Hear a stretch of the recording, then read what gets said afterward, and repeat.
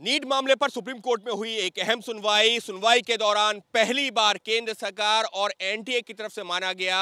कि NEET paper leak हुआ है। हालांकि केंद्र सरकार और एनटीए की तरफ से बार बार ये कहा गया कि ये पेपर लीक बड़े पैमाने पर नहीं हुआ, सिर्फ पटना यानी कि बिहार की राजधानी में ऐसा मामला सामने आया है जहां पर पेपर लीक का जो कथित आरोप लगा था वो शुरुआती जांच में सही पाया गया है और उसका असर ये हुआ है कि कुछ एक बच्चों को, बड़े पैमाने पर नहीं बल्कि कुछ एक छात्रों तक ये पेपर पहुंचा और पेपर लीक की घटना हुई है। और इसको ध्यान में रखते हुए अगर ऐसा हुआ भी है तो बड़े पैमाने पर ये नहीं कहा जा सकता कि पेपर लीक हुआ और पूरा नीट एग्जामिनेशन रद्द होना चाहिए। इसके साथ ही सुप्रीम कोर्ट ने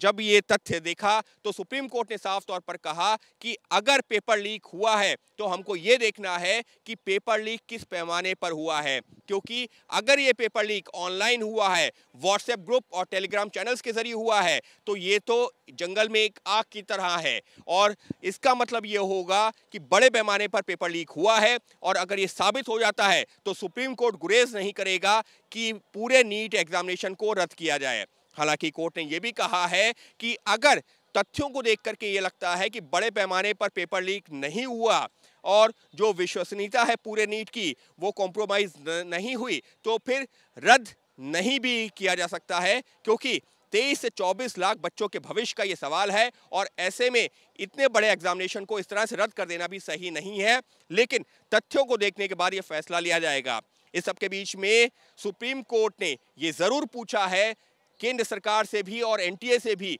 कि जब नीट का पेपर छपता है तो वो कैसे छपता है, कौन उस पेपर को तैयार करता है, कहां से वो प्रिंटिंग प्रेस तक जाता है और वो वापस कैसे आता है। इतना ही नहीं, जब वो पेपर जो जिस दिन एग्जामिनेशन होता है उस सेंटर पर जाता है तो वो कैसे जाता है और सेंटर पर कितनी देर पहले वो पेपर पहुंचता है, कैसे उसको खोला जाता है, तो वो पूरी प्रक्रिया क्या है। इतने नहीं, विदेशों में भी अगर ये एग्जामिनेशन में छात्र अपियर होते हैं तो वहां पर पेपर कैसे पहुंचता है। तमाम तरह के सवाल जिनका जवाब केंद्र सरकार और एनटीए को देना होगा। इतने नहीं, जांच एजेंसी सीबीआई से भी जवाब मांगा है कि सीबीआई की अब तक की जांच में क्या तथ्य सामने आए हैं जिससे कि कोर्ट को पता चल सके कि अब तक की जांच में कितने बड़े पैमाने पर यह सामने आ रहा है कि पेपर लीक हुआ है। क्योंकि केंद्र सरकार हो या एनटीए हो, उनका लगातार ये कहना है कि देश के जो बाकी हिस्सों में, फिर चाहे वो महाराष्ट्र की बात हो, गुजरात की बात हो, हरियाणा की बात हो या फिर और कहीं के अगर कोई सामने आया मामला, तो वहां पर पेपर लीक का आरोप नहीं है, वहां पर धोखाधड़ी का है। और ऐसे मामलों में उन छात्रों का जो रिजल्ट था पहले ही रोक दिया गया था और उनको शो कॉज नोटिस जारी कर जवाब मांगा गया है। तो ऐसे में ये कह देना कि बड़े पैमाने पर एक सा हर जगह पेपर लीक ही हुआ है वो गलत है और वो सिर्फ घटना बिहार के पटना की सामने आई है। हालांकि याचिकाकर्ता का यही कहना था कि जब 5 तारीख को पेपर होना था उससे कई घंटे पहले ही पेपर व्हाट्सएप और टेलीग्राम चैनल्स पर आ चुका था और बच्चों को बाकायदा एक स्कूल में वाईफाई प्रिंटर के जरिए उसका प्रिंट आउट निकाला गया और वो बच्चों को दिया गया और उनको तैयारी करवाई गई, पूरी आंसर उनको दिए गए। लेकिन सरकार और एनटीए लगातार यही कह रही है कि इस घटना को आइसोलेटेड घटना के तौर पर, यानी कि एक घटना के तौर पर देखा जाना चाहिए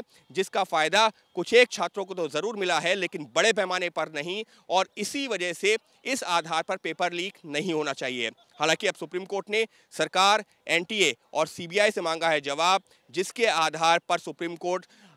ये तय करेगा कि क्या पूरे नीट एग्जामिनेशन को रद्द करना है या फिर नहीं। लेकिन ये कोई भी फैसला, यानी कि रद्द करने का फैसला या नहीं रद्द करने का फैसला यूं ही नहीं होगा, बल्कि सारे तथ्यों, सबूतों और जो जितने दस्तावेज हैं उनको देखने के बाद ही होगा। और बाकायदा इसमें फॉरेंसिक से भी कहा है, कोर्ट ने ये कहा है सरकार से कि आपके पास में फॉरेंसिक डिपार्टमेंट है, उससे कहिए कि ऑनलाइन ये पता करे कि इसका फ़ायदा कितने लोगों को मिला है, कितने लोगों तक पेपर पहुंचा है, और वो सारे तथ्य देखने के बाद ही लिया जाएगा कोई अंतिम फैसला।